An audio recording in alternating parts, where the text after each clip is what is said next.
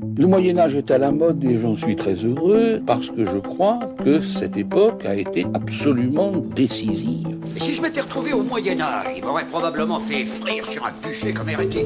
Passion médiéviste, les hors-séries. Je comprends, ça change et ça ne change pas, quoi.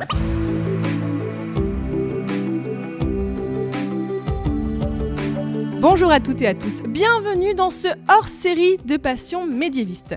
Je m'appelle Fanny Cohen-Moreau et je vous propose aujourd'hui de parler d'un grand sujet, de plonger dans la grande histoire politique et dynastique. C'est plutôt rare dans ce podcast parce que, à part le format Super Joute Royal où on parle des rois et des reines de France, d'habitude on est plutôt sur des sujets très précis pour vraiment explorer le Moyen-Âge à travers plein de petits angles précis. Mais j'ai aussi assez peu parlé d'histoire anglaise dans ce podcast, et je sais, c'est une erreur. Et donc, après le récent épisode sur le naufrage de la Blanche-Nef, aujourd'hui, on va en quelque sorte faire la suite quelques décennies plus tard, en parlant de l'Empire Plantagenet. Un empire qui n'est pas vraiment un empire, une dynastie au nom légendaire, avec des personnes illustres, comme par exemple Trois fois rien, Aliénor d'Aquitaine, Richard Cœur de Lion et Jean Santerre. Mais pas que, on va le voir. Je précise que cet enregistrement est, comme d'autres épisodes que vous avez peut-être déjà écoutés ou pas encore, enregistré dans le cadre d'une journée hommage aux médiévistes et professeurs à Martin Aurel, au Centre d'études supérieures de civilisation médiévale, le CESCM de Poitiers, dont Martin Aurel fut le directeur pendant plusieurs années. Et d'ailleurs, aujourd'hui, nous sommes en public.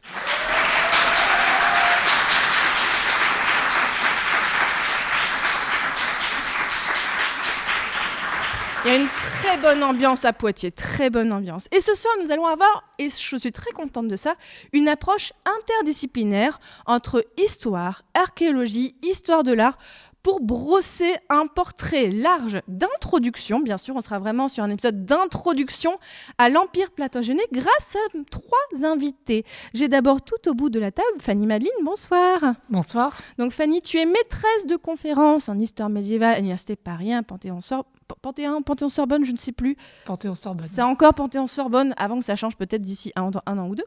Donc tu avais soutenu une thèse en 2009 sur le sujet « La politique de construction des Plantagenets et la formation d'un territoire politique » et tu as été même publié en 2014 et tu continues de travailler sur ce sujet, on va en parler.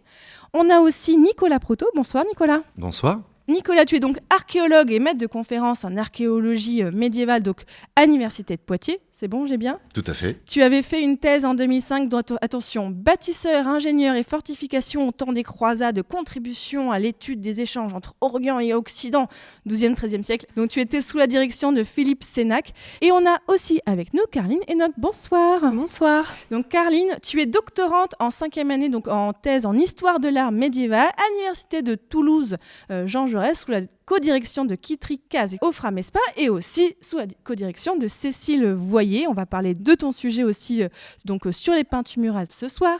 Alors, petite question d'introduction que j'aime bien poser en Passion médiéviste et je trouve que ce soir, ça s'y prête aussi. Qu'est-ce qui vous a donné envie de travailler sur le Moyen-Âge et sur des sujets en lien avec l'Empire Plantagenet en particulier ? Fanny ? C'est toujours une question qui est un peu compliquée à répondre. Il y a plein de facteurs, des facteurs qui sont liés à des pratiques familiales, le fait qu'on a visité des châteaux quand on était petit, des abbayes avec ses parents sur la route des vacances. Donc voilà, je pense que c'est quelque chose qui est assez commun à tout le monde. Alors moi, je suis normande, en fait, du côté de mon père. Et donc, du coup, je me suis aussi beaucoup intéressée à la Normandie, qui est un espace qui est très riche en histoire et qui regarde aussi beaucoup vers le Moyen-Âge et notamment vers la figure de Guillaume le Conquérant, qu'on va célébrer bientôt. Là, il y a des grandes festivités qui s'organisent autour de sa naissance en 1027, donc le millénaire de sa naissance. Et voilà, et donc, en fait, moi mes parents habitaient près du château de Falaise, donc c'est un endroit que j'ai beaucoup visité, que j'ai fait beaucoup visiter aux gens qui nous rendaient visite, etc. Le château de Caen aussi. Donc, c'est pour ça que quand je me suis intéressée au Moyen-Âge, je me suis aussi d'abord beaucoup intéressée au château. Nicolas ? Des lectures, la découverte sans doute d'articles et d'ouvrages de Jacques Le Goff et de romans d'Umberto Eco en terminale. Et puis des fouilles archéologiques, mes premières fouilles archéologiques à l'abbaye de Fontevraud, pendant 3 ans. C'est pas mal comme première fouille quand même. C'est pas mal du tout, effectivement. Fouiller la journée dans l'abbaye et se promener le soir près des gisants, je pense que ça a un lien. Et Carline ? Alors moi, c'est vraiment les images médiévales qui m'ont parlé en premier lieu. Moi, j'ai été vraiment frappée parce que souvent on entend dire que les images médiévales, voilà, c'est naïf, c'est primitif, c'est vraiment, elles sont moyennes, médiocres entre l'Antiquité et la Renaissance. Qui dit ça ? Mais qui dit on ça ? se demande. Et pourtant, moi, quand j'étais en cours, quand on me racontait les images, j'avais l'impression qu'il y avait une richesse sémantique, une complexité qui collait pas du tout. Et donc, c'est vraiment ce paradoxe-là, en fait, qui m'a intriguée en premier chef. On voit que le Moyen-Âge peut intéresser par plein de biais différents. Alors, première chose assez classique quand on parle de l'Empire plantagenet, mais je pense qu'il faut décortiquer. On va même décortiquer l'expression même. Pourquoi appelle-t-on ça un empire ? Parce qu'on a un empire sans empereur. Est-ce que quelqu'un peut m'expliquer cette notion-là ? Pourquoi est-ce qu'on appelle ça un empire ? Alors, je vais m'y coller puisque j'ai un peu réfléchi à cette question. C'est de la même manière qu'en fait, on appelle l'empire mongol un empire ou l'empire inca un empire. C'est-à-dire qu'en fait, on va utiliser le terme qui est le plus courant dans la sociologie historique, etc., pour désigner des ensembles politiques qui sont très hétérogènes, qui sont multiculturels, multiterritoriaux, mais en même temps qui ont une certaine cohérence, à défaut d'avoir une unité, parce que cette cohérence, elle est soit dynastique, c'est-à-dire qu'en fait, c'est une personne et ses fils qui vont gouverner ces territoires, ou alors ça peut être des pratiques d'une élite, ça dépend en fait, il y a plein de configurations. Donc c'est l'idée qu'on va utiliser un terme contemporain qui en fait permet de comprendre l'organisation et le fonctionnement d'un espace. Et puis on va le dire, en fait, l'espace qui était gouverné par Henri II et par les Plantagenets, en fait, fonctionne comme beaucoup d'empires ont fonctionné dans le passé. Et donc en fait, c'est un terme qui est assez utile de ce point de vue-là. Alors, qui pose problème parce qu'en fait, le terme empire, en tout cas dans l'histoire européenne, c'est quelque chose qui est attaché aussi à l'Empire romain et à tous les avatars que l'Empire romain a pu connaître. Donc, toutes les formes politiques qui se sont réclamées de l'héritage de l'Empire romain. Alors, en Europe, au Moyen-Âge, il y en a 2. Il y a l'Empire byzantin et puis l'Empire germanique. Et donc, c'est compliqué de penser qu'il puisse y avoir d'autres empires que ces héritages romains assumés.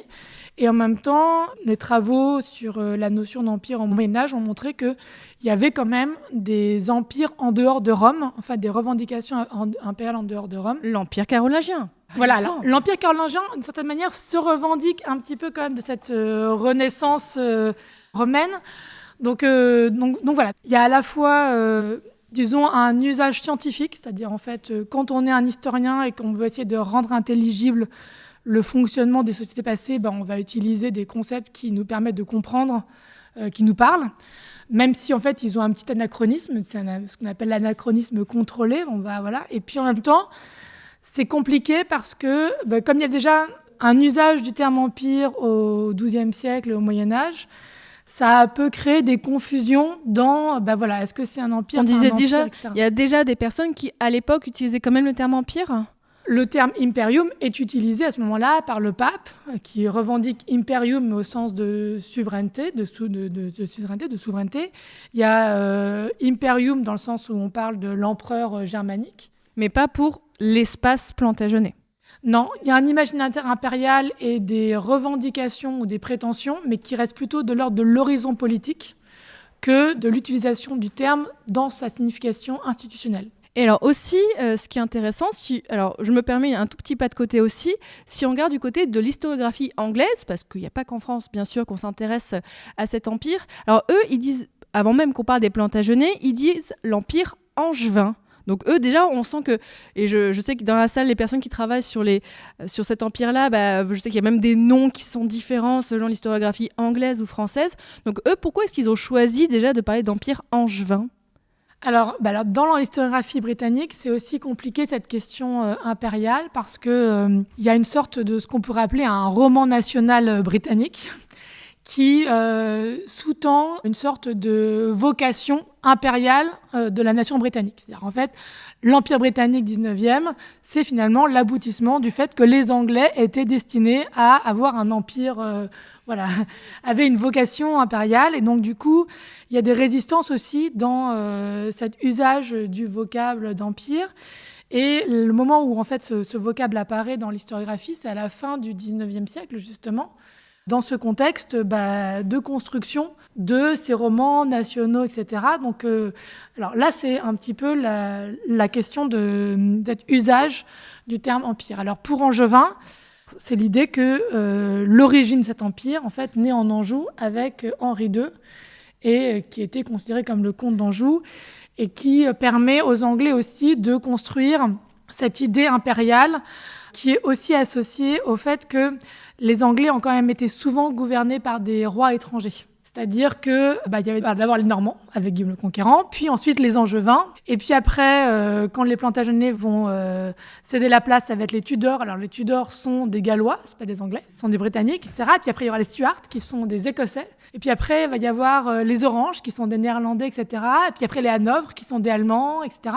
Donc en fait il y a cette idée aussi dans le récit national anglais que finalement les dynasties régnantes en Angleterre ont toujours quelque part une origine étrangère, et donc ça s'inscrit dans cette manière d'écrire un petit peu l'histoire dynastie régnante dans l'histoire britannique. Et donc le terme Plantagenet, donc ça vient d'une famille, mais est-ce qu'on peut faire le point sur le côté un peu origine du nom, légendaire ? En fait, c'est emprunté à un historien anglo-normand, qui vient de Jersey, qui s'appelait Wass, qui en fait a écrit pour Henri II Plantagenet au XIIe siècle, qui raconte dans une de ses chroniques que Geoffroy Plantagenet, Geoffroy le Bel, le comte d'Anjou, aimait se balader dans les Landes et qu'il aimait aussi planter le genêt. Alors, qu'est-ce que ça veut dire ? Est-ce que ça veut dire qu'il aimait cueillir un genêt et le planter à son home, ou est-ce qu'en fait il aimait planter les genêts pour agrandir justement ces espaces qui étaient réservés à la chasse, et donc étendre les espaces réservés du comte. Donc voilà, il y a des interprétations différentes. Donc ça, c'est quelque chose que des historiens, à la fin du Moyen-Âge, vont utiliser, vont aller chercher chez Wass, pour arriver à donner un nom à cette dynastie au moment où, en fait, elle va être supplantée par les Tudors. C'est-à-dire qu'eux-mêmes ne se sont jamais appelés Plantagenets. Donc c'est pas il s'appelait pas empereur, il s'appelait pas Plantagenet, voilà. Donc vraiment c'est un terme totalement postérieur. Voilà, exactement, c'est des constructions historiographiques qui sont a posteriori et qui vont donner justement une cohérence à cette dynastie qui va régner sur l'Angleterre à partir de Henri II, en justement toujours avec la matrice angevine de Geoffroy. Alors, maintenant qu'on a fait un peu le point sur le terme, rentrons dans la grande histoire et on va raconter comment est-ce qu'on est passé... Alors, encore une fois, c'est un résumé parce que je sais que dans la salle, il y a des gens qui connaissent toute cette histoire par cœur, mais il faut penser aux 15 000 personnes qui vont écouter derrière et beaucoup qui ne connaissent pas toute cette histoire. Donc, comment est-ce qu'on passe, comment est-ce qu'on passe d'un comté d'Anjou à un empire? On va continuer de parler d'empire pour résumer, mais comment est-ce qu'on passe du comté à l'empire? Et en fait, j'ai l'impression que ça a été des alliances très très bien pensées. Peut-être Nicolas, est-ce que tu veux... Oui, alors, oui, c'est lié à des alliances, c'est-à-dire que Geoffroy le Bel est comte d'Anjou-Touraine et du Maine, et il se marie avec Mathilde d'Angleterre, qui est duchesse de Normandie. Donc ce mariage scelle déjà une alliance et des possessions territoriales très vastes. Lors du mariage entre Henri II Plantagenet et Aliénor d'Aquitaine, Henri II, le fils de Geoffroy le Bel et de Mathilde d'Angleterre, va rallier à cet espace-là déjà très vaste,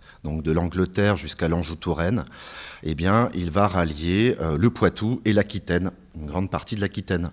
Donc c'est vrai qu'en 1152, avec le mariage d'Aliénor et d'Henri II à Poitiers, et donc ça crée effectivement un espace très vaste, qu'on appelle d'ailleurs polycratique, en référence au Polycraticus de John de Salisbury. Tu peux nous en dire un peu plus parce que je ne connais pas du tout. C'est un traité politique qui est écrit par Jean de Salisbury qui définit finalement un espace avec plusieurs pouvoirs, plusieurs royaumes. Et on voit que cet espace plantagenet ou cet empire plantagenet, il est composite et il se compose de plusieurs provinces, de plusieurs royaumes. Et donc, on peut se dire que là, on passe, donc je continue de parler de ça, hein, du comté à l'empire. Là, forcément, en termes de comment se gouverne un espace comme ça, parce que comment est-ce qu'on choisit sa capitale ? On est à la fois en Angleterre et sur le continent, donc on l'a dit, sur un espace assez pluriel, qui vient d'être assemblé, ils n'étaient même pas au courant, peut-être que la plupart des gens même ne sont pas au courant du point de vue au fin fond de leur campagne, mais comment est-ce qu'on gouverne un espace comme ça ? Il y a plusieurs manières de gouverner. Le principal mode de gouvernement des Plantagenets, ça a été leur itinérance. C'est-à-dire que, justement, dans des formes de typologie qui ont existé, l'idée c'était que l'empereur, il gouverne depuis sa capitale. Donc depuis Rome, depuis Constantinople, etc. Et les Plantagenets, c'est aussi une des raisons pour lesquelles, en fait, ils n'ont pas de capitale, d'abord. Pas du tout ? Non. Et en fait, les historiens qui ont travaillé sur cette question disent qu'ils ont plutôt une région capitale, qui serait la vallée de la Seine. Alors, ils n'ont pas de capitale parce que à ce moment-là, on a quand même aussi, un peu partout en Europe, ce qu'on appelle la dispersion des fonctions capitales. C'est-à-dire qu'en fait, le pôle religieux, le pôle résidentiel, le pôle politique ou administratif ne sont pas forcément toujours concentrés dans le même espace. Et donc, du coup, c'est une concentration. L'émergence des capitales est quelque chose qui est plutôt un phénomène de la fin du Moyen-Âge. Donc les Plantagenets, ils n'ont pas de capitale. Il y a Londres et Westminster qui sont deux pôles anglais, mais dans la vallée de la Seine, il y a Rouen qui fonctionne aussi avec un certain nombre de résidences autour de Rouen, puis des châteaux qui vont être construits, comme le château Gaillard par exemple, qui va aussi être important dans le sens où Richard Cœur de Lion, par exemple, va résider entre les Anglais et Château Gaillard de manière presque sédentaire, donc en rompant un petit peu ce schéma d'itinérance. Mais l'itinérance, elle sert justement à parcourir ces territoires. C'est-à-dire que les Plantagenets ne sont pas des empereurs dans le sens où ils sont rois d'Angleterre, ducs de Normandie, comtes d'Anjou, ducs d'Aquitaine. Et donc du coup, ils fonctionnent d'un point de vue politique comme roi en Angleterre, duc en Normandie, en Aquitaine et comte en Anjou. Et il n'y a pas de structure administrative qui leur permet de gouverner depuis un centre. Et c'est pour ça qu'ils ont besoin d'itinérer et d'aller régler les problèmes partout où ils vont. Et la cour, en fait, le phénomène curial, va prendre du coup une importance très grande parce que justement, ils vont avoir besoin de s'entourer d'un personnel qui va être capable de gérer les affaires partout dans l'Empire, quel que soit le lieu où ils sont. Justement, c'est intéressant, de comment est-ce qu'ils s'entourent. Ils s'appuient plutôt sur quel type d'entourage ? Parce qu'on voit que chaque dynastie, un petit peu, chaque même... si on reste encore là pour l'instant encore sur Henri II, sur plutôt quel type d'entourage est-ce qu'ils s'appuient pour gouverner ? C'est un entourage qui est assez divers. Et ce qui caractérise la royauté anglaise à ce moment-là, c'est que il y a beaucoup de prélats, d'évêques de cour. C'est-à-dire que la grande querelle qui oppose Henri II à Thomas Becket, qui est une querelle qui est liée au fait que le roi veut pouvoir contrôler les élections épiscopales, mais aussi la justice des clercs, principalement la justice des clercs, parce qu'on appelle le grand différend autour de la question de qui finalement nomme les évêques. Pendant tout le haut Moyen-Âge, c'était les grands laïcs qui nommaient les évêques. Et puis, avec la réforme grégorienne, il y a une volonté de l'Église de récupérer ce qu'on appelle la liberté de l'Église, la liberté des élections. Mais en Angleterre, Henri II tient bon. Et il veut tenir... C'est très anglais, en fait. Ouais. Ça, hein. Il veut tenir ces élections parce qu'en fait, c'est une manière pour lui de récompenser justement tous les clercs qui sont à son service, qui travaillent pour lui à son administration. Et il veut pouvoir leur avoir une petite carotte à leur donner pour pouvoir qu'ils continuent à les soumettre un petit peu à son service. Et Henri II, on va pas pouvoir bien sûr parler de tout son règne, de tout ce qu'il a fait et tout ça, mais ce qui est intéressant, c'est que déjà, il est arrivé, il avait cet énorme espace, mais il a aussi, j'ai l'impression, essayé de l'agrandir. Qu'est-ce qu'on peut noter en fait comme grand agrandissement ? Parce que, déjà, il s'est marié au plus beau parti peut-être d'Europe, voire du monde à cette époque-là, mais non content de s'être marié, qu'est-ce qu'il a voulu faire aussi comme expansion ? Il y a une expansion qui est liée en fait au cas de la Bretagne, c'est-à-dire qu'en fait il y a des révoltes bretonnes assez fréquentes et l'une d'entre elles, qui est menée par Conensis, aboutit à un échec et Conensis est obligé d'abdiquer au profit de sa fille qui va être mariée au troisième fils de Henri II d'Aliénor. Donc il y a une annexion ici qui est liée à une une abdication du duc de Bretagne et au fait que c'est le fils d'Henri II et d'Aliénor Geoffroy de Bretagne, qui va devenir... Donc, il continue la tradition en fait, de récupérer des territoires par mariage. Exactement. De façon plus ou moins calme, en fait. Enfin... Voilà. Alors là, il a quand même obtenu l'abdication du duc. Donc, bon. Et puis, il y a l'Irlande aussi, à partir de 1171. Alors là encore, il n'avait pas du tout l'intention de conquérir l'Irlande. Enfin, il avait une intention... Il n'a pas fait exprès, c'est genre, oups, j'ai conquéri l'Irlande. Alors en fait, c'est plus compliqué que ça. C'est-à-dire qu'en fait, il avait une intention, mais pour doter son jeune frère, etc. Et puis sa mère lui a dit, non, écoute, là, ça suffit déjà, gère tout ce que tu as, on verra après. Donc il avait renoncé à ses plans d'Irlande dans les années 1150.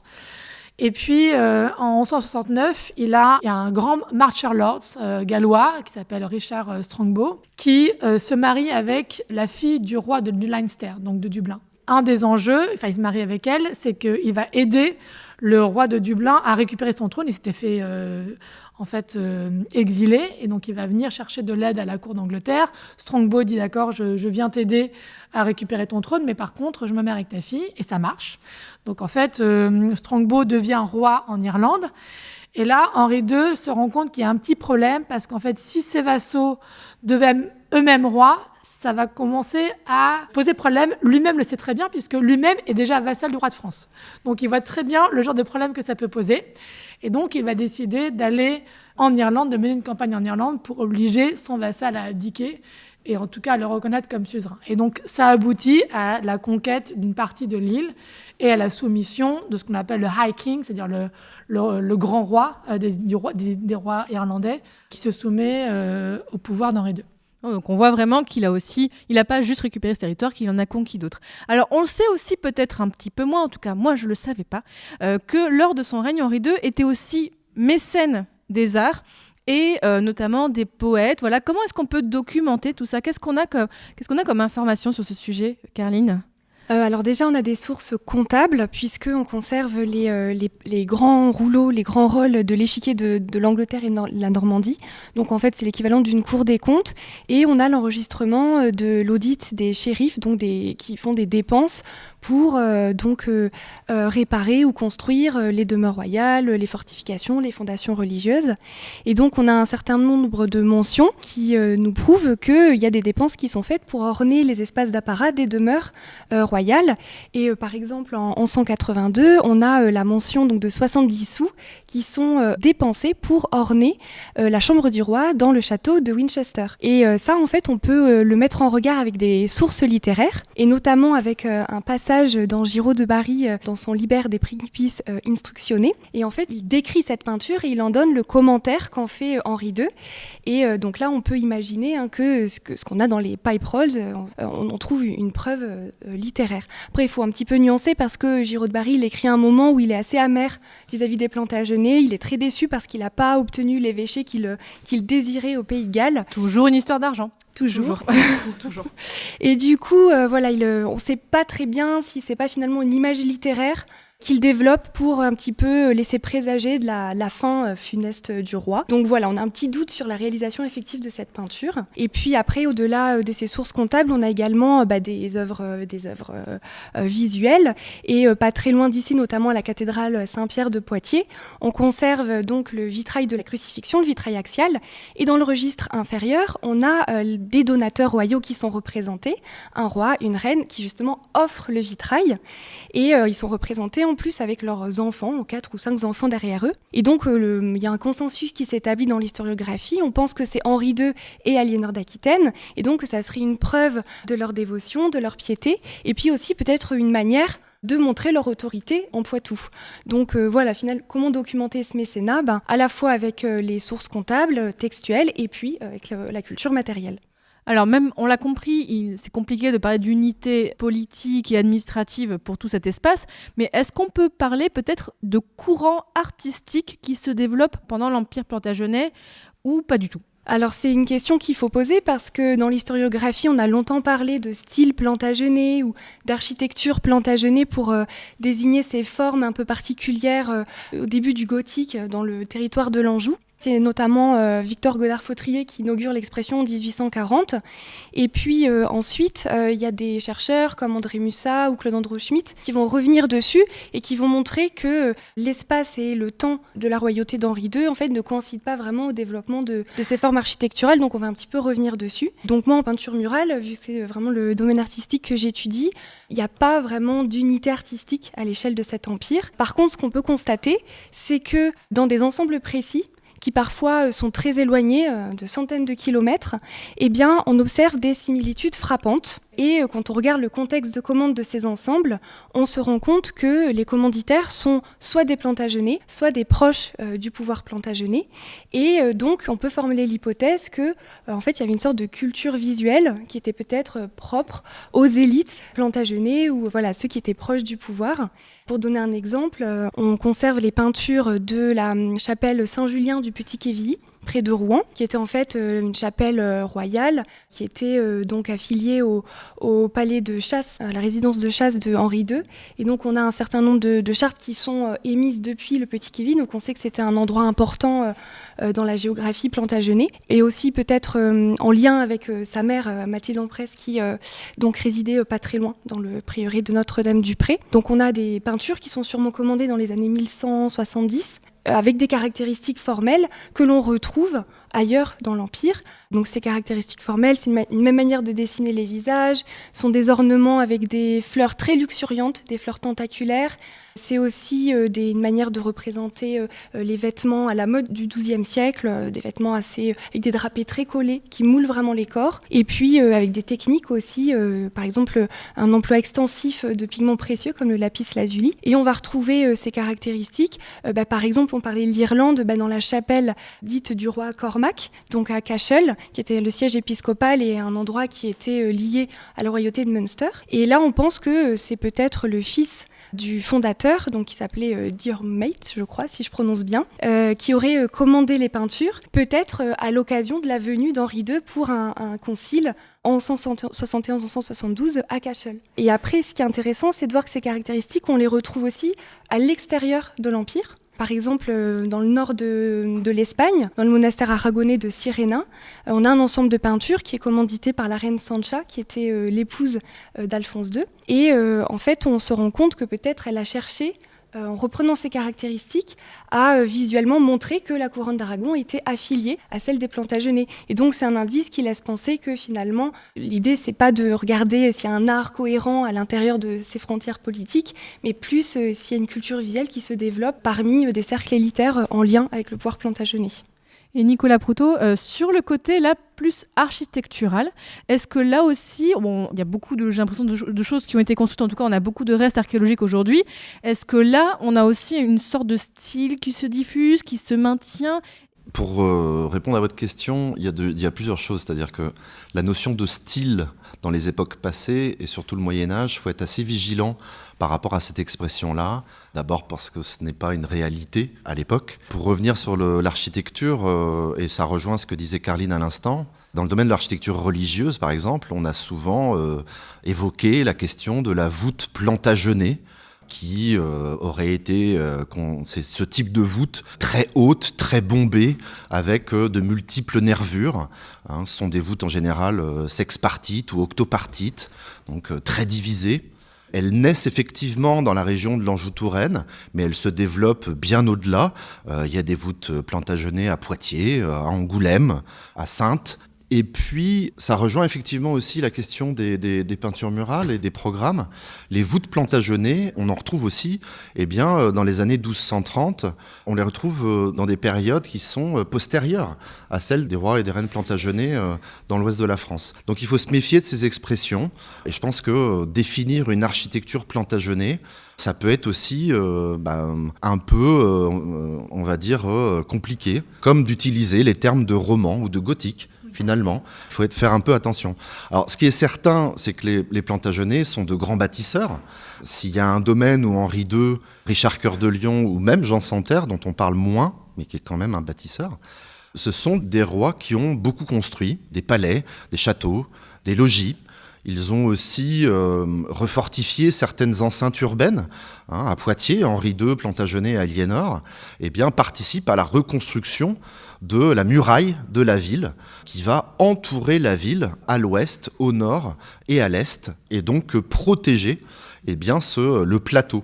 Là, sur cette construction et cette fortification, on est presque plus sur un point de vue politique. On veut se montrer, on veut montrer la puissance politique et pas forcément sur le côté « oh, j'ai envie d'un beau château ».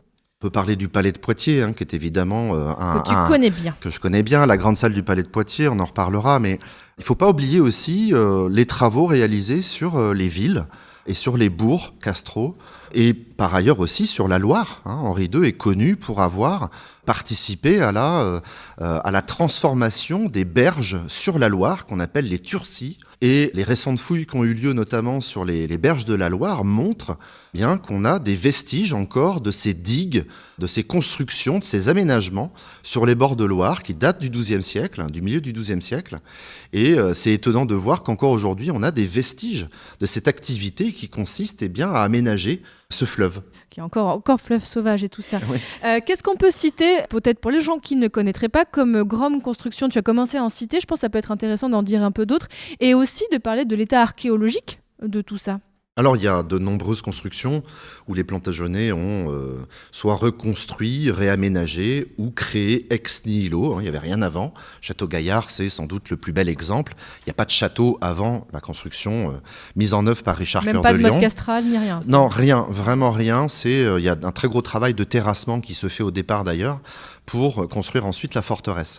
Mais effectivement, on a la chance encore dans la moitié ouest de la France, et évidemment en Angleterre aussi, et dans l'est de l'Irlande, on a la chance d'avoir des palais, des châteaux, des logis qui sont encore conservés. Dans nos régions, évidemment, le palais de Poitiers, le palais comtal et ducal de Poitiers, le donjon de Niort, le château de Talmont-Saint-Hilaire sur la côte vendéenne, le château du Haut-Clairvaux dans le Nord-Vienne, le château de Chinon, Angers, Le Mans, Falaise, Fanny en parlait tout à l'heure, Caen, le palais de Caen qui est réaménagé aussi, et puis des châteaux créés ex nihilo comme Château Gaillard. Donc c'est une période, oui, de construction assez conséquente, assez importante, et puis c'est aussi, plus particulièrement lors du règne de Richard Cœur de Lion, un moment de tension politique et militaire qui va engendrer une véritable course à la défense. Donc que ce soit du côté de Philippe Auguste ou Richard Cœur de Lion et Jean Santerre, à la fin du XIIe et début du XIIIe siècle, l'ensemble de ces rois vont construire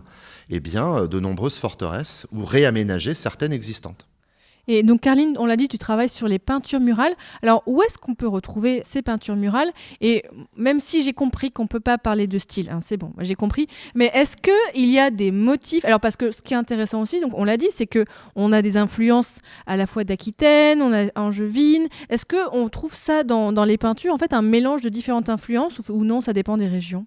J'ai envie de dire qu'il faut quand même voir au cas par cas, parce que c'est compliqué de parler vraiment d'influence régionale, voire même est-ce que c'est plutôt anglais, est-ce que c'est plutôt français, parce que ça c'est des approches qui sont hyper situées en histoire de l'art, vraiment qui ont été construites dans les premières décennies du XXe siècle, notamment dans le cadre de la géographie artistique qui contribue à fabriquer tous ces arts nationaux.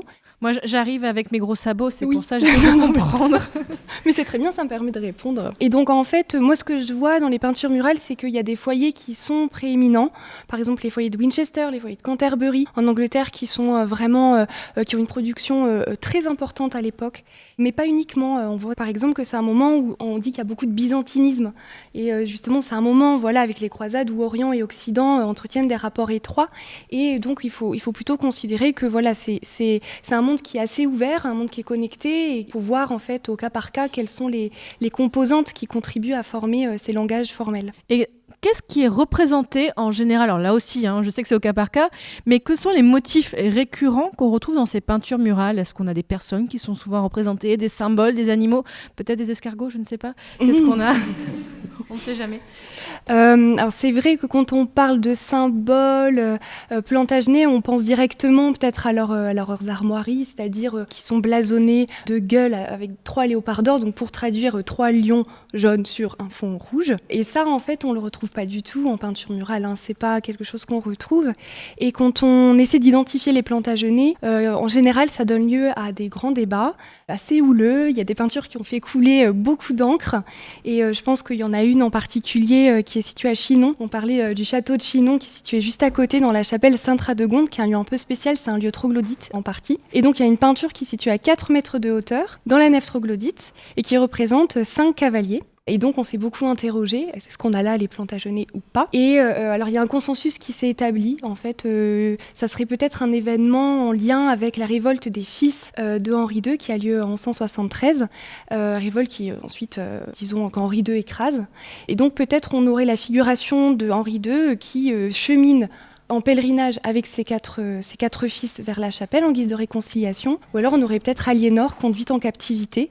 Mais voilà, c'est sujet à caution, et il est très probable que cette peinture, en fait, elle ne représente pas qu'une chose, et qu'il faut peut-être voir d'abord la figuration d'un thème en lien avec Sainte-Radegonde, mais qui est actualisé, en fait, dans les événements du XIIe siècle, et avec ces Plantagenets qu'on nous montre en train de faire quelque chose, en train de rejouer une scène passée, en fait. Ouais, je suis à la quête d'une unité ce soir, mais je comprends bien qu'il n'y en a pas. Et je pense que donc ouais, on ne trouve pas de motif. Vraiment, chaque peinture murale est différente dans tout cet empire plantagenet. Mais il y a des thèmes qui reviennent. Comme Il y a quoi par exemple, il y a dans l'espace angevin, il y a un développement assez important du thème de la parousie, c'est-à-dire la seconde venue du Christ sur terre. La première, c'est sa naissance. La seconde, c'est quand il revient au moment du jugement dernier. Et ça, c'est un thème qu'on retrouve par exemple sur les clés de voûte de cette fameuse architecture dite Plantagenet. Voilà, ça c'est quelque chose qui a été montré. Après, il y a aussi tout le développement de ces fleurs tentaculaires qui est quand même important et qui semble traduire des préoccupations autour de l'incarnation, par exemple. Voilà, mais après, il faut regarder ça de près. Donc on est sur des thèmes plutôt religieux et pas, à part peut-être les cavaliers qui posent question, mais pas vraiment de thèmes profanes, c'est ça? Il y a à Cashel, comme au Petit Kévy, il y a une insistance sur l'histoire des rois mages dans le cycle de l'enfance du Christ. Et donc, on peut penser qu'il y a aussi un discours qui est tenu là sur la royauté terrestre. Après, il faut prendre ça avec des pincettes et toujours se rappeler que si sens politique il est sûrement secondaire et que ce sont avant tout des peintures qui s'inscrivent dans des lieux cultuels et qu'il faut comprendre en lien avec les rites liturgiques qui s'y déroulent. Nicolas, on l'a dit, tu as beaucoup travaillé sur le Palais de Poitiers, donc là qui n'est pas seulement un lieu artistique, mais là, alors on disait tout à l'heure, ils n'avaient pas forcément de capitale, mais là on est sur un centre à la fois donc de justice. Est-ce que tu peux nous raconter, en plus il y a eu des recherches récemment, donc je pense que ça peut être intéressant de raconter ce que vous avez pu découvrir récemment sur le Palais de Poitiers. Alors nous, on a travaillé au Palais de Poitiers sur la partie sud du complexe palatial, à savoir la tour Maubergeon et le corps de logis, 2 bâtiments assez emblématiques. On n'a pas fouillé dans la grande salle, pas encore, mais en tout cas, on a beaucoup progressé sur la compréhension de cette partie-là du palais. Alors le palais, c'est un espace qui est très vaste, hein. C'est 6200 mètres carrés, 430 salles et bureaux, donc c'est un espace qui est immense et en 3 ans, on a travaillé que sur une petite partie du palais. Mais on a travaillé aussi, il y a toute une équipe de recherche qui est dirigée par Claude Andreschmidt et moi-même, et il y a plusieurs collègues qui ont travaillé sur pas mal d'aspects différents. De mon côté, je me suis intéressé à l'architecture de la grande salle, notamment au rôle présumé d'Aliénor d'Aquitaine et d'Henri II Plantagenet dans bien l'édification, la construction de cette grande salle, qui est assez monumentale pour l'époque, puisqu'elle fait 50 mètres sur 17, 50 mètres de long sur 17 mètres de large et 12 mètres 50 de haut. Donc c'est une salle qui est très grande par rapport aux grandes salles que l'on fait à l'époque. La plus grande en Europe entre le XIe et le XIIIe siècle, c'est la grande salle de Westminster, qui est construite par Guillaume Leroux à la fin du XIe siècle et au début du XIIe siècle. Et finalement, Westminster, c'est la grande sœur de la grande salle de Poitiers. Mais sur le continent, pour le XIIe siècle, la grande salle de Poitiers, c'est la plus grande. Donc c'est un édifice qui est assez étonnant et qui est installé à un endroit très particulier, très stratégique, puisqu'en fait, il y a des travaux de remblaiement qui sont réalisés pour construire la grande salle. Et l'un des murs, le mur Goutreau, le mur occidental de cette grande salle, il est installé juste au-dessus de la muraille antique. La muraille du Bas-Empire, qui est encore conservée à cette époque-là, qui est encore en élévation, un peu comme au Mans. Le palais des comtes du Maine est aussi juché, installé sur cette muraille romaine. On voit la même chose aussi à Angers. Le palais des comtes d'Anjou est installé dans un angle de l'enceinte romaine. Et donc là, il y a une sorte de, même si l'expression est récente, mais de mise en scène architecturale qui consiste à poser la grande salle ducale au-dessus de la muraille romaine. Et lorsque les personnes entrent dans Poitiers, arrivent à Poitiers depuis l'ouest de la ville, eh bien, ils voient ces 4 mètres de muraille antique et au-dessus, ces 12 mètres de salles, de grandes salles construites par les Plantagenets, par Henri II Aliénor, ou peut-être par Aliénor et Richard Cœur de Lion. C'est un élément qui est très fort, et c'est une dialectique qui est très forte, parce que ça signifie qu'ils réutilisent la muraille romaine, des empereurs romains, pour ériger leur propre lieu de pouvoir. Alors justement, la transition est toute trouvée. On ne peut pas ne pas faire un point à Aliénor d'Aquitaine, surtout quand on se rappelle à quel point elle était chère au cœur de Martin Aurèle. Je revois vers un récent épisode que j'ai enregistré avec Paul Webel. Alors faisons un point, justement. Quels sont les rôles d'Aliénor d'Aquitaine dans la construction, on va dire, et le renforcement de cet empire? Bon, à part bien sûr avoir apporté une grande zone géographique, qu'est-ce qu'on peut noter comme rôle intéressant, ne serait-ce que du point de vue poétique, puis aussi artistique? La difficulté d'abord pour Aliénor, c'est que finalement son pouvoir lui vient d'abord de son mari, puis ensuite de son fils. Elle est régente, mais effectivement, elle possède aussi l'or de la reine. Elle a des rentes, c'est-à-dire qu'elle est capable de financer des constructions, tout comme son mari. Mais elle passe aussi 14 ou 15 ans captive à Old Sarum, près de Salisbury. Et elle est effectivement capable de financer des constructions. La difficulté, c'est qu'on a peu de textes qui renseignent cet aspect-là. Les suppositions concernant la grande salle du palais de Poitiers se font d'abord du point de vue politique, dans le sens où elle est certes reine d'Angleterre, mais elle est d'abord duchesse d'Aquitaine, et elle tient absolument à maintenir, à garder en fait les reines du duché d'Aquitaine, et vraiment à garder le pouvoir dans ce duché-là. Et elle va tout faire pour le transférer à son fils Richard. Concernant les autres constructions, c'est assez complexe, c'est assez difficile à dire. Il y a des mentions notamment de travaux qui auraient lieu au palais de Clarendon et à Westminster aussi, qui concernent notamment les appartements de la reine. Alors, est-ce que c'est elle qui a demandé à ce que ces travaux soient réalisés? Et puis, il y a des doutes aussi, des suppositions, notamment sur une chapelle au château de Tick Hill, en Angleterre, où elle aurait peut-être été effectivement mécène de la construction de cette chapelle, ou du moins de sa reconstruction. La difficulté, c'est qu'on n'a pas de documents, de compte d'Aliénor. Donc, c'est difficile de lui attribuer tel ou tel monument. On en a, mais pas sur ce sujet. Fanny Madeline, tu voulais ajouter quelque chose? Oui, en fait, Lindy Grant a sorti récemment une biographie d'Aliénor d'Aquitaine, en fait, qui suit de quelques mois celle de Martin Aurèle. Alors, c'est deux travaux qui sont très différents. Et ce qui est intéressant chez Lindy, c'est qu'elle a vraiment un regard sur Aliénor qui a un regard d'anglaise, qui n'est pas du tout un regard favorable, comme pouvait l'avoir à peine. Martin Aurèle.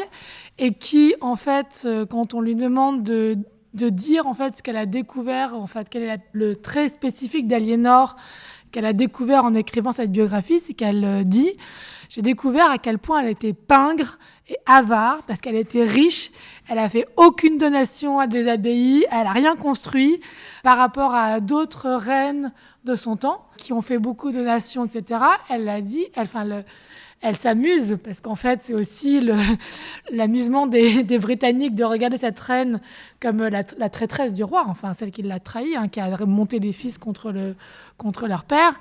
Donc, il la voit comme l'étrangère. Donc du coup, c'est vraiment un regard pas du tout bienveillant comme on peut l'avoir ici en France. C'est assez étonnant de voir cette différence de regard. Et donc, voilà, sur le fait qu'effectivement, il n'y a pas de document qui permet de savoir en fait ce que Aliénor aurait payé et aurait mécéné, en tout cas, en termes d'architecture. Et donc, elle en déduit de manière assez radicale qu'elle était vraiment très avare. Elle parle même pas d'un possible manque de sources? Si, elle parle d'un manque de sources, mais aussi elle dit que voilà, Aliénor aussi a dépensé beaucoup d'argent, notamment pour libérer son fils Voilà. des geôles de la captivité dans laquelle il était enfermé par d'abord le duc d'Autriche et puis ensuite l'empereur germanique.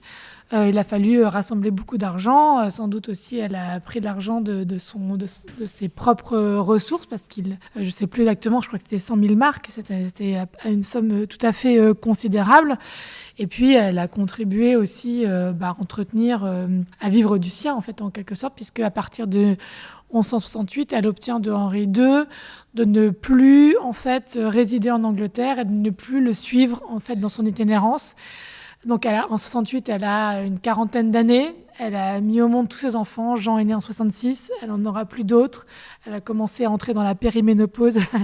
Et donc, du coup, elle dit maintenant, ça suffit les grossesses. J'ai donné mon dû à la couronne d'Angleterre. Et donc, je voudrais pouvoir revenir en Poitou et diriger le Poitou. Et donc, Henri II l'autorise à retourner. Et donc là, elle va pouvoir vivre de ses revenus, à la fois de son douar, mais aussi des rues de l'Aquitaine. Alors, il est d'accord, mais il veut quand même qu'elle soit un petit peu chaperonnée par un gouverneur anglais. Donc, il envoie avec elle le comte Patrick de Salisbury, qui malheureusement meurt dans un guet-apens. Voilà, dressé par les Lusignans à leur arrivée. Mais elle est sauvée grâce à Guillaume le Maréchal, qui va pouvoir faire aussi fortune grâce à sa prouesse lors de ce guet-apens qui lui aura permis de sauver la reine. Tiens, justement, tu as commencé à parler de ses fils, donc je pense qu'on peut un petit peu avancer parce que effectivement, il y a toute l'histoire avec Henri II et Aliénor, mais il y a un moment où on a un nouveau chef de tout cet empire, encore une fois empire, on l'utilise comme ça. Et qu'est-ce qu'on peut noter comme évolution, ne serait-ce que politique ou géographique, sous les règnes de Richard Ier puis de Jean sans Terre? Et pas Jean sans peur parce que je me trompe tout le temps, mais non, c'est Jean sans Terre celui-là. Alors, l'évolution géopolitique, ce qu'on pourrait dire, c'est qu'il y a quelque chose qui se passe sous Richard Cœur de Lion, mais peut-être que Nicolas pourra en parler mieux que moi, c'est la Troisième Croisade. C'est-à-dire qu'il y a un moment donné où Henri II n'a eu de cesse de promettre qu'il prendrait la croix et à chaque fois obtenir des papes une dispense de finalement ne pas partir en croisade. Et donner de l'argent en échange. Voilà, alors faire des donations, il a fait des pèlerinages à Rocamadour, il a fondé des monastères, etc. D'ailleurs, il a fondé des monastères avec l'argent d'Aliénor qui était en captivité. Donc il va sans arrêt réussir à ne pas partir en croisade, mais c'est Richard qui, lui, en fait, va finalement partir, mener cette troisième croisade dont il va sortir tout auréolé. Et ça va avoir quand même un impact parce que le fait que Richard parte en croisade alors que l'empereur germanique et aussi le roi de France partent, mais que c'est lui qui apparaît comme le chef de la croisade, qui a la plus grosse armée, qui a le plus de ressources, qui a le plus de réseau, parce qu'en fait, la première escale, c'est quand même en Sicile, où en fait, il vient chercher sa sœur, qui était la reine de Sicile, jusqu'en 89. À ce moment-là, au moment où ils partent, le roi de Sicile meurt, c'est son cousin par une branche bâtarde qui prend le trône, etc. Donc il essaye de récupérer sa sœur en même temps. Puis en fait, il arrive, il a aussi une expérience militaire qui fait qu'en fait, il domine un petit peu tous les chefs de guerre en Terre Sainte, au point qu'il en vient même à négocier avec Saladin un accès à Jérusalem. Donc en fait, il ressort en se faisant beaucoup d'ennemis. D'ailleurs, en fait, c'est pour ça qu'il n'arrive pas à rentrer. C'est qu'en fait, il se fait tellement d'ennemis que en fait, il va se faire capturer à Vienne et va rester en captivité pendant un long moment. Et ça, du coup, donc à la fois, il permet à la dynastie Plantagenet d'avoir ce statut international de grande dynastie, enfin de la plus puissante famille grâce à la croisade, et en même temps, il va être mis en difficulté par cette coalition de princes, à la fois l'empereur, le roi de France, qui vont essayer d'utiliser sa captivité pour arriver un petit peu à saper les bases de cet empire plantagenet, et notamment en utilisant Jean, le dernier frère, qui est un petit peu, disons, très volatile, un petit peu lunatique. Mais heureusement, Aliénor veille et va réussir un petit peu à tenir l'Empire jusqu'au retour de Richard. Oui, donc ça, en fait, on pourrait se dire qu'après tout ce qu'avait réussi Henri II, Richard aurait peut-être du mal à maintenir, mais l'Empire, tout cet assemblage de différents territoires se maintient quand même. En fait, on n'a pas de révolte, ça tient quand même. Oui, en fait, ça tient parce que finalement, Richard a beaucoup plus de légitimité disons, à être empereur, en fait, en quelque sorte, que son père. Son père, il est héritier par son père du comté d'Anjou, on l'a dit, par sa mère de l'Angleterre et de l'Angleterre, par sa femme, donc ça c'est déjà une alliance, de l'Aquitaine. Donc en fait, il est à la tête d'un assemblage qui est en train de se faire de son vivant. Or, Richard, il hérite de tout ça. Donc en fait, il hérite de l'ensemble qui a été constitué par ses parents. Il a une totale légitimité en Aquitaine, il a une totale légitimité en Angleterre, il a une totale légitimité en Normandie. Et donc en fait, c'est beaucoup plus facile pour lui en fait d'hériter de l'ensemble de cet espace-là que même en fait son père ne pouvait avoir dans chacun de ses territoires. Et d'ailleurs, c'est ce qui va lui permettre aussi de commencer à avoir des pratiques de gouvernement qui sont beaucoup plus sédentaires. Quand il rentre de sa captivité, en fait, il cesse complètement ce mode de fonctionnement, de gouvernement itinérant. Il s'installe dans la vallée de la Seine. Il gouverne entre Rouen et Château-Gaillard, donc dans cette espèce d'espace capital. Alors, pour des raisons politiques, c'est parce qu'en fait, il faut qu'il reconquiert les territoires qui ont été pris par le Capétien pendant sa captivité et que Jean n'a pas su défendre. Donc, il est là aussi pour essayer de récupérer ces terres-là. Mais il inaugure, en fait, aussi une manière de gouverner en utilisant beaucoup plus la centralité administrative, la puissance administrative qui a été construite par son père, en développant notamment l'échiquier. Donc, Karen ne nous a pas tout à l'heure, elle nous a dit que l'échiquier était une source comptable très importante. Il existe en Angleterre depuis le début du XIIe siècle, mais sous Richard Cœur de Lion, il se stabilise, il produit des rouleaux quasiment de manière continue aussi en Normandie, alors qu'ils étaient très épisodiques sous le règne de son père. Et puis on sait qu'en fait, il y a aussi probablement un échiquier à Chinon, puisqu'en fait, on a des lettres qui disent qu'il faut que des lettres on appelle des mandats pour en disant « faites des dépenses et venez vous faire rembourser à l'échiquier à Chinon ». Et il y en a sans doute aussi un à Dublin. Donc en fait, il y a aussi un essor administratif qui permet aux Plantagenets de construire une autre géopolitique un petit peu plus, un peu différente de celle qu'avait construite Henri II. J'ai une question un peu bête, mais le terme d'échiquier, est-ce que ça a un rapport avec les échecs ou pas du tout ? Oui, en fait, c'est parce que la table sur laquelle se faisaient les comptes était une grande table carrée.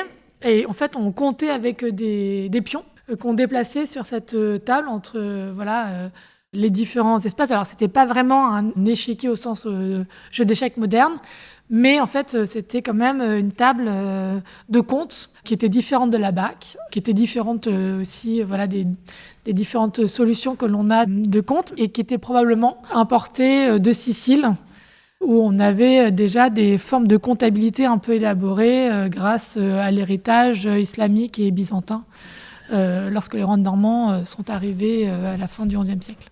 Et Caroline, pour les peintures murales, donc tu travailles aussi sur comment on peut avoir de la... Je lis tout ce que tu écris sur le côté sur propagande royale. En tout cas, tu te poses la question. Est-ce que du coup, sur Richard Cœur de Lion et ensuite son frère, est-ce que tu vois là aussi des évolutions dans les représentations des peintures murales où on est vraiment dans une continuité par rapport à ce qu'on a pu voir avant ?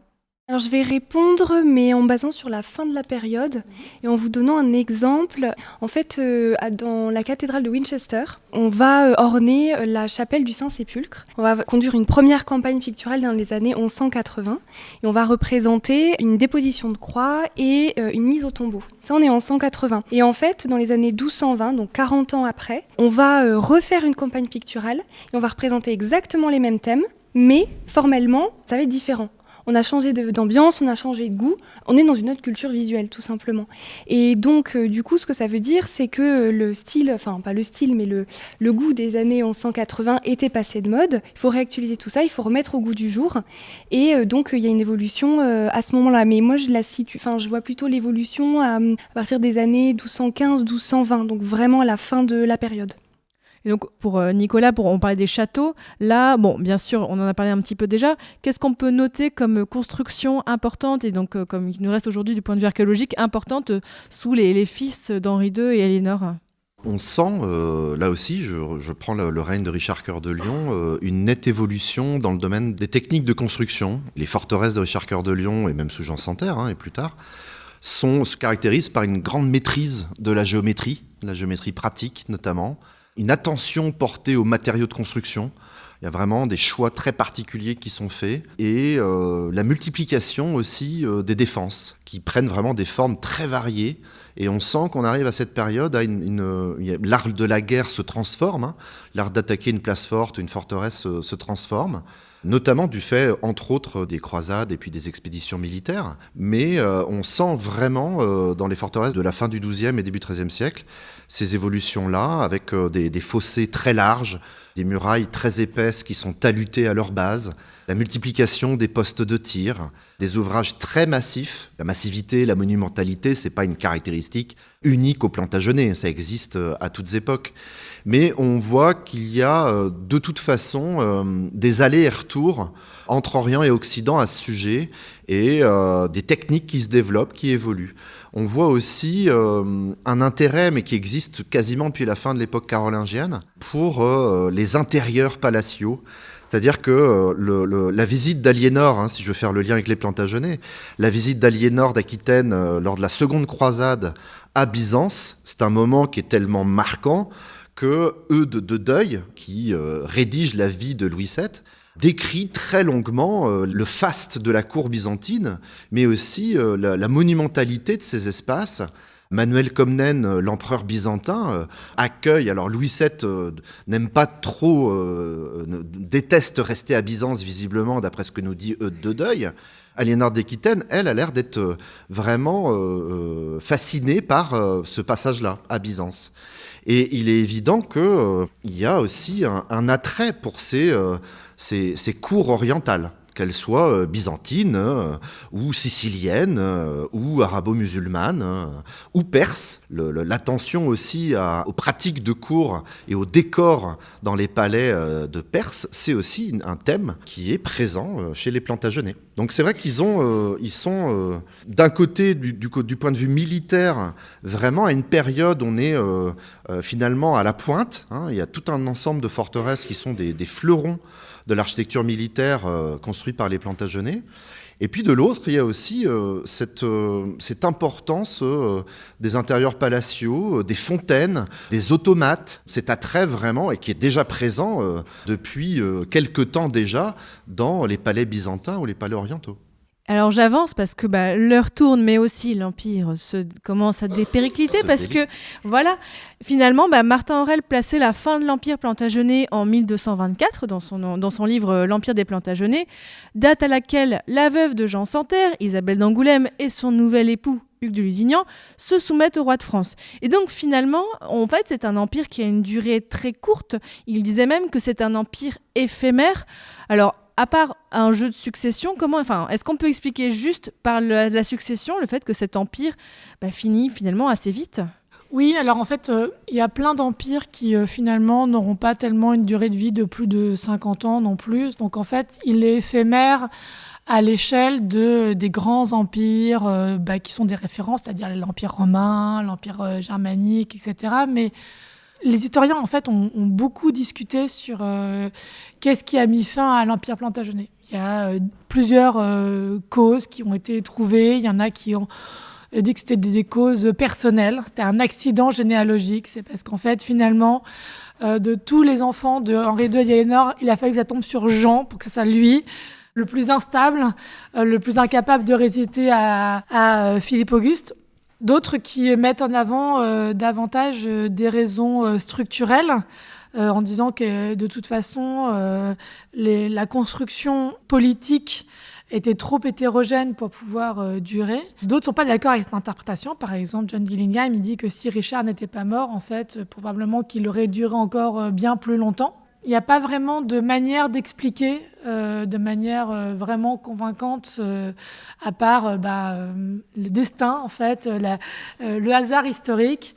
Peut-être qu'on peut dire que, ça c'est une thèse que j'ai trouvée assez intéressante d'une historienne américaine des Capétiens, justement, Jean Dunbabin, qui dit qu'il y a aussi une dimension capétienne. C'est-à-dire qu'en fait, c'est vrai que l'Empire plantagenet disparaît au moment où se forme l'Empire capétien, en quelque sorte. C'est-à-dire que Louis VII a abandonné, en quelque sorte, la confrontation militaire avec les Plantagenets, mais il a, en quelque sorte, thésaurisé, il a utilisé l'argent qu'il n'a pas mis dans ses campagnes militaires pour, en fait, renforcer son pouvoir administratif, etc. Et son fils, Philippe Auguste, lui, va pouvoir disposer de ressources vraiment très importantes qu'il va mettre alors des ressources à la fois financières, fiscales, administratives, mais aussi juridiques. Il va utiliser toutes les armes qui sont à sa disposition pour arriver à renforcer son pouvoir et le pouvoir royal et la souveraineté du roi de France. Et du coup, il y a aussi cette disparition de l'Empire plantagenet. Elle peut aussi se comprendre dans l'essor capétien. Est-ce qu'on peut juste raconter justement pourquoi on dit que cet empire disparaît ? Qu'est-ce qui s'est passé en quelques mots De manière territoriale, il disparaît parce que Jean Santerre refuse de se rendre au procès qui lui est fait, un procès justement de droit féodal, parce qu'en fait, il a pris, il a fait un rapt, c'est-à-dire qu'en fait, il a pris pour femme Isabelle d'Angoulême, qui était promise à Hugues de Lusignan. Et donc, Hugues de Lusignan va se tourner vers son suzerain, le supérieur de Jean Santerre, en fait, dans la hiérarchie féodale, pour obtenir en fait réparation. Et donc, il va y avoir un procès contre Jean, parce qu'en fait, il est contrevenu aux règles du droit féodal. Il ne doit pas prendre la fiancée de ses vassaux, ça ne convient pas. Donc, du coup, il va y avoir un procès contre lui et va être prononcé comme sentence la saisine de ses fiefs. Oh, ça tombe bien. Voilà. Bah, dis donc. Exactement. Et donc, du coup, c'est comme ça que Philippe Auguste va justifier le fait qu'il va il va les prendre, en fait. Comme Jean n'est pas venu au procès, il n'a pas voulu rendre ses fiefs, il va se saisir lui-même des fiefs de son vassal. Et donc, il va mener une campagne militaire en Normandie et en Anjou. D'abord, il la commence en 1202, 1203, 1204. Et puis, en fait, Jean, à ce moment-là, ne parvient pas. En fait, il est lui-même aux prises avec ses barons. Il a des difficultés, en fait, à accéder au trône, puisqu'en fait... C'est un peu l'histoire de sa vie, de toute façon, ça. De toute façon, en fait, c'est aussi le problème de Jean. C'est-à-dire que, contrairement à son frère aîné, il est traversé par un sentiment d'imposture et d'illégitimité, en quelque sorte, parce que, notamment, en fait, dans la tradition des successions féodales, mais aussi dans la manière dont Richard avait négocié la croisade, normalement, l'héritier de Richard, c'était Arthur de Bretagne. Donc, en fait, il y a eu un petit accident. Voilà, c'est-à-dire qu'en fait, dans les règles de succession, en réalité, on passe normalement au fils du frère cadet plutôt qu'au frère du roi lui-même. Donc en fait, c'est toujours la question du neveu contre l'oncle. En fait, c'est des choses qui se retrouvent très souvent dans le droit féodal de qui doit hériter du neveu ou de l'oncle. Et Guillaume le Maréchal, dans la vie qu'il va se faire écrire, etc., raconte ce dialogue qui aurait eu lieu entre lui-même et l'archevêque de Canterbury, à ce moment-là, qui est Hubert Gauthier, pour savoir en fait de quelle partie les barons anglais quel parti ils vont choisir. Est-ce qu'ils vont choisir le parti de Arthur ou le parti de Jean? Ils ne sont pas d'accord. Guillaume le Maréchal veut soutenir Jean et l'archevêque de Canterbury dit que c'est vraiment l'erreur la plus tragique qu'ils auront à faire. Évidemment, il écrit ça bien des années plus tard. En connaissant la suite. Et du fait, Aliénor va aussi pousser pour que ça soit Jean qui soit choisi comme l'héritier. Et donc, Jean va être couronné duc de Normandie et roi d'Angleterre, mais les barons bretons et les barons angevins ne sont pas de cet avis. Et donc, ils acclament, en fait, Arthur de Bretagne. Donc, en fait, l'arrivée aussi de Jean se fait dans une espèce de chaos et de contestation de son pouvoir et de sa capacité à hériter de l'ensemble de l'héritage de son frère. Et en fait, Philippe Auguste va jouer, en fait, de cette fragilité de Jean. Forcément. Voilà, pour arriver à reprendre ces terres continentales. Et donc Arthur finit pas très bien.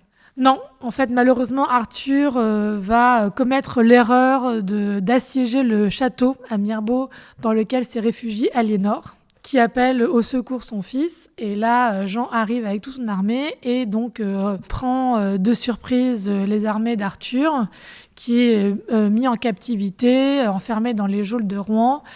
Et là, il y a encore toute une discussion de savoir en fait qui aurait décidé de sa mort. Mais quoi qu'il en soit, on ne sait pas si c'est le roi Jean ou en fait, on ne sait pas trop comment ça s'est passé. Mais en tout cas, on retrouve son corps dans la Seine. Une glissade, on va dire. Voilà. Un malencontreux accident. On a bientôt fini, mais j'ai quand même encore quelques questions un peu plus historiographiques, mais qui sont intéressantes parce que vu où nous sommes et vu les personnes autour de la table, je trouve ça intéressant de les poser. Est-ce que c'est possible de faire une histoire de cet empire plantagenet sans faire l'histoire de ces grandes figures ? Est-ce que, en fait, elles sont incontournables ? Est-ce que cet empire peut vivre sans ces grandes figures ou on ne peut pas raconter l'un sans l'autre ? Je vais commencer par le fait qu'on peut comprendre l'Empire. Enfin, je pense qu'on peut pas faire l'un sans l'autre, c'est certain. Mais cet empire-là ou cet espace-là, il se maintient aussi grâce à de grandes familles qui sont implantées de part et d'autre de la Manche et qui servent de relais au pouvoir royal. Et puis, cet empire, il est maintenu, il se développe grâce à l'administration, aux officiers qui sont installés dans les différents lieux de pouvoir des comtés et duchés. Et ça, c'est un élément qui a été, dans l'historiographie, bien développé. On a parlé de l'entourage, la familia regis, mais il y a aussi les administrateurs, les familles, qui ont un rôle absolument majeur. C'est la thèse de David Bates. Il a écrit un livre qui s'appelle The Norman Empire.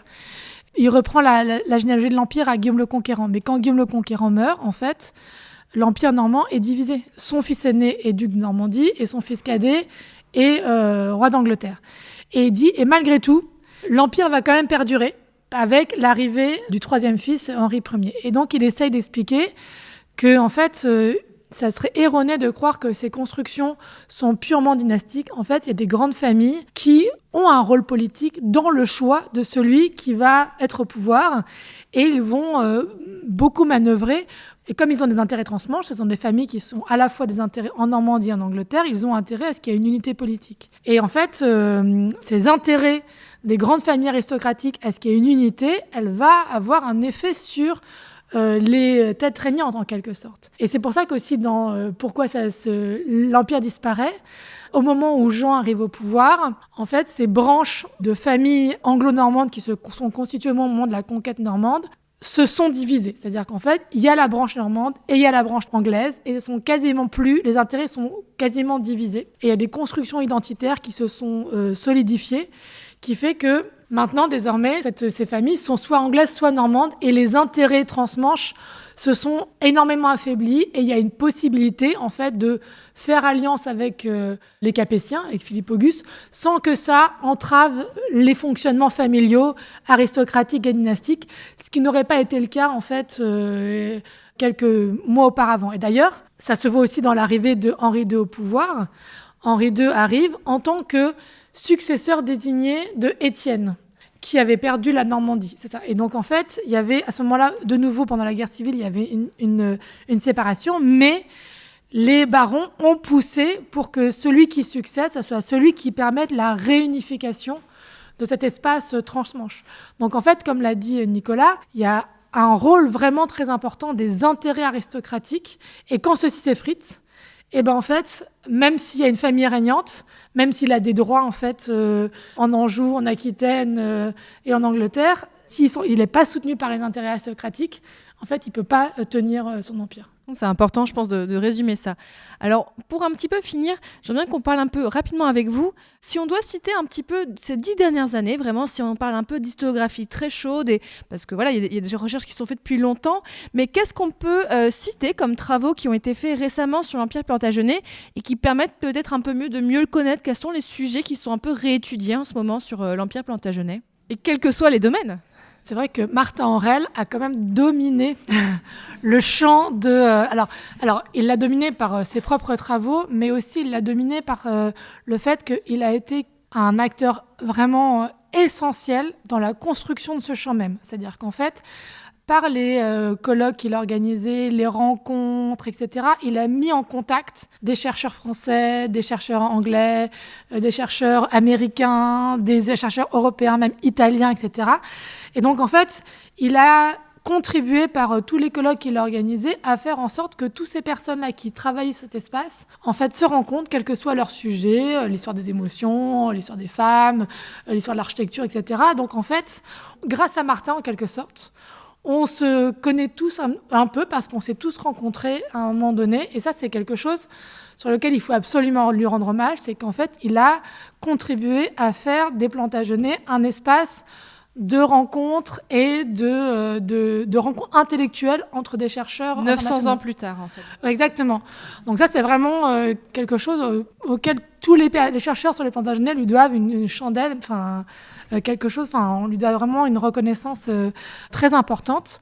Et par ses propres travaux, en fait, il a aussi contribué justement à faire de l'histoire de la famille Plantagenet, à vraiment renouveler la manière dont on les approchait. C'est-à-dire qu'en fait, dans les années 80, l'histoire des Plantagenets était vue vraiment d'un point de vue très institutionnel, très dynastique. On comprenait les affrontements militaires entre Plantagenets et Capétiens. Et lui, il a vraiment repris les choses en regardant les relations familiales, en montrant qu'en fait, entre Plantagenets et Capétiens, pas du tout une histoire de combat militaire, c'est une histoire de famille. Ils se marient entre eux, sans arrêt, c'est vraiment toutes les rencontres qui se font, c'est des traités de paix, mais c'est surtout des traités pour savoir quel fils va épouser quelle fille, et à quel moment, et qui va épouser comment, etc. Et en montrant aussi, par exemple, même dans la révolte des fils d'Henri II contre leur père, le rôle de Louis VII est absolument fondamental. Donc il montre qu'en fait, si on a une lecture strictement politique, par le haut institutionnel, en fait, on ne comprend rien en fait, à ces Plantagenets, et ça, c'est quelque chose qu'il a vraiment très largement contribué à renouveler. Alors, pour finir, s'il y a dans la salle ou en podcast des gens qui nous écoutent et qui voudraient étudier l'Empire Plantagenet, on l'a compris, il y a déjà beaucoup de choses qui ont été défrichées, mais est-ce qu'il reste encore des choses à étudier, que ce soit en histoire, en archéologie ou en histoire de l'art? Est-ce que vous aurez éventuellement des sujets à conseiller pour de futurs masterants, de futurs peut-être doctorants et doctorantes? En fait, c'est aussi si vous aviez le temps, sur quoi vous aimeriez travailler et vous n'aurez jamais le temps, donc qu'est-ce qui pourrait être fait? Ou alors vous voulez vraiment garder tous les sujets pour vous? Je crois qu'en fait, il faut avoir un œil sur le fait qu'on interroge toujours le passé avec nos lunettes du présent. Et donc, c'est les étudiants à venir qui vont venir avec leurs interrogations et qui vont poser leurs problématiques sur ce passé et qui vont nous permettre de découvrir des choses qu'on n'avait pas vues, auxquelles on ne s'intéressait pas, etc. Donc ça, c'est vraiment un pari sur l'avenir. Je pense qu'il faut laisser les historiens à venir s'interroger, interroger le passé pour comprendre, éclairer le présent, mais aussi apporter leur vision des choses, leur concept, leur manière de voir, et comment en fait cette histoire-là, elle peut être réinterrogée à nouveau frais de manière un petit peu infinie. Et Nicolas, peut-être, imaginons d'un coup, on a un énorme budget pour faire des fouilles n'importe où, ou pour donner de l'argent à des doctorants et doctorantes pour travailler sur des côtés archéologiques. Qu'est-ce que seraient tes rêves ? Aujourd'hui, il y a encore beaucoup de sites, des palais, des châteaux, des sites religieux aussi, monastiques, qui mériteraient effectivement des campagnes de fouilles archéologiques conséquentes sur plusieurs années, ça c'est évident. On n'a certainement pas le palais de Poitiers, le château de Chinon, il y a eu des fouilles pendant quasiment une douzaine d'années. C'est à peu près 15% de l'ensemble du château qui a été fouillé. Il y a encore beaucoup de choses à découvrir, beaucoup de choses à faire. C'est des travaux qui sont menés actuellement au château de Caen. Il y a une fouille programmée pluriannuelle qui est réalisée au château de Caen par Bénédicte Guillot, qui apporte beaucoup d'éléments nouveaux. Et là, on voit tout l'intérêt d'avoir un programme qui se répète d'année en année, parce qu'en fait, on découvre énormément de choses. Donc il y a beaucoup de choses il y a encore beaucoup de sites à fouiller. Et puis il y a aussi des enquêtes à mener, mais ça c'est pour ma part quelque chose que j'ai appris ici au CESCM et à des colloques organisés par Martin, Nicolas Vincent ou Luc Bourgeois par exemple. C'est que ça ne suffit pas de travailler sur le local, le régional. C'est le cas quand on travaille sur les Plantagenets, il faut aller au-delà, il faut se décentrer, il faut aller voir l'autre. Et à cette table ici, il y a 24 ans, Nicolas Vincent a dit « Les chercheurs français connaissent très très mal les centres d'archives et les monuments anglais, et inversement. » Je fais que reprendre ce qu'il a dit, mais je me rappelle que cette phrase m'avait marqué. Et les chercheurs britanniques connaissent assez mal les archives départementales, les centres de ressources, les médiathèques. Ceux qui travaillent spécifiquement sur les Plantagenets depuis 20 ans ont fait cet effort-là. Mais je crois que pour les étudiants, quel que soit le sujet et la période, il faut absolument aussi avoir cette volonté-là de comparer, d'avoir une vision d'ensemble. Et pour avoir une vision d'ensemble et comparer les choses, eh bien, il faut se déplacer, il faut faire des séjours de recherche à l'étranger, ce qui permet évidemment d'enrichir considérablement la recherche. Et Carline, je te laisse aussi un peu le mot de la fin, parce que tu es notre doctorante autour de la table. Est-ce que tu as des sujets aussi comme ça à conseiller peut-être à tes futurs collègues doctorants et doctorantes ? Non, ça, c'est une responsabilité là, que oui. tu me confies. Parce qu'après, on m'a fait visiter un petit peu la photothèque et les archives énormes qu'on a ici au CESCM. Je crois que c'est infini en fait ce qu'on pourrait faire ici. Qu'est-ce que tu conseillerais ? Alors déjà, je voudrais dire que la notion d'art plantagenet, qui est en fait assez récente, elle a une actualité muséale. Il y a par exemple eu une exposition Les Plantagenets, un empire au XIIe siècle à l'abbaye de Fontevraud en 2021. Il y a aussi une exposition au musée des Beaux-Arts de Rouen qui s'intitulait Les Normands, migrants, conquérants, innovateurs en 2023. Alors là, c'était un peu situé parce que c'était aussi pour soutenir la candidature de la ville de Rouen comme capitale européenne de la culture en 2028, je crois. Mais il y a vraiment une actualité autour de ces questionnements-là. Et alors autant en vitro, on a les travaux d'Anne Grandboulan, qui sont vraiment questionnés sur l'espace ligérien, sur cette notion de le rapport avec les plantagenets. Pour les mailleries, on a aussi les travaux de Marie-Madeleine Gauthier qui sont vraiment fondateurs, qui a interrogé cette notion de goût plantagenet dès les années 60. Et puis il y a des thèses en cours aussi là-dessus.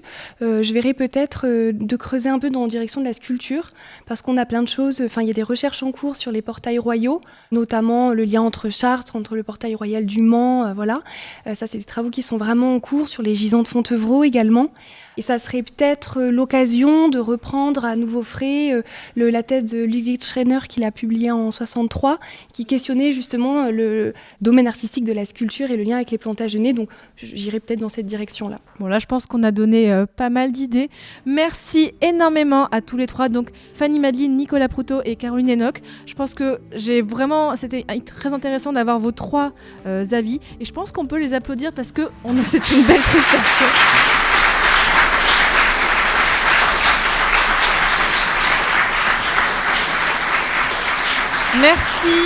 Merci donc énormément à tous les trois. Merci énormément donc au CESCM pour l'organisation de cette conférence ce soir. Mais auditeurs, auditrices, il y a eu aussi 2 autres épisodes. En plus ce matin, là c'était une grosse journée aujourd'hui et j'ai vécu au CESCM. Merci énormément à Émilie Mergex qui vraiment, sans elle, on n'y aurait pas eu ça parce que au début on devait juste enregistrer un épisode tous les deux, mais elle m'a dit mais ça te dit qu'on implique le CESCM et qu'on fasse quelque chose de plus grand ? Eh bien, je pense que ça a été bien réussi aujourd'hui, donc je la remercie énormément. Je remercie toutes les équipes ici à Poitiers qui ont permis cet enregistrement. Et je remercie vraiment là ce soir, la salle face à moi est pleine. On a des personnes de tous âges, je sais des personnes qui ne sont pas que de Poitiers ce soir, donc je suis contente que ce sujet intéresse tout le monde. J'ai même des anciens invités qui sont dans la salle. Je salue Abderrazak Aloumi, que vous avez pu entendre dans un épisode où on avait parlé d'islam, et c'était vraiment passionnant. Je suis très contente de le revoir ce soir. Merci énormément à toutes et tous, et je vous dis à bientôt pour un prochain épisode de Passion médiéviste. Salut!